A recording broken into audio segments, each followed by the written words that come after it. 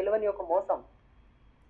ఒక రాముని గుడి ఉందనుకో, రాముని గుడి లోపల ఒక సాయిబాబా విగ్రహం పెడతారు. రామునికి సాయిబాబాకి ఏం సంబంధం? దత్తాత్రేయుని గుడి ఉందనుకో, దత్తాత్రేయుని గుడిలో సాయిబాబా విగ్రహం పెడతారు. దత్తాత్రేయునికి సాయిబాబాకి ఏం సంబంధం? రామునికి వశిష్ఠునికి సంబంధం ఉన్నది, ఎందుకంటే ఆయన కులగురువు కాబట్టి. గురువును పక్కన పెట్టు. రామునికి విశ్వామిత్రునికి సంబంధం ఉన్నది, ఎందుకంటే ఆయనకు అస్త్రశస్త్ర కళలు నేర్పిండు. విశ్వామిత్రుని పక్కకెట్టు.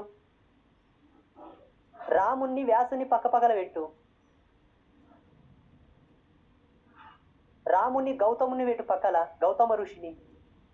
సాయిబాబాకి ఏం సంబంధం? ఏం సార్? ఎక్కడ సాయిబాబా? ఎప్పుడు పుట్టే? ఎవరింట్లో పుట్టే? ఎవరి కడుపులో పుట్టే? మాటి మాటికి ఎవరిని తలుస్తుండే? ఎవరి పక్కన పెడుతున్నారు మీరు?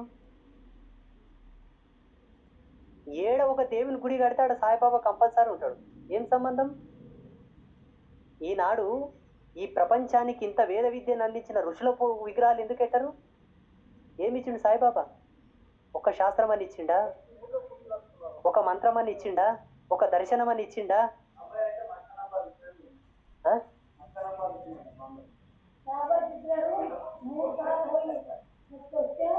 ఏమన్నా కానీ ఇడిచిపెట్ట, దర్శనాలు ఇడిచిపెట్టు. కానీ ఈ దౌర్భాగ్యం ఎందువల్ల వస్తుందంటే మీ అంతటోళ్ళ నుంచి వస్తుంది. తిరగబడాలి, ప్రశ్నించాలి, అడగాలి. ఈనాడు ధర్మ సంరక్షణ మాలాంటి సాధువుల భుజాల పడిపోయింది, ఈపులు కుట్టుబడిపోయినాయి. మీకు అవసరం లేదా ధర్మ సంరక్షణ?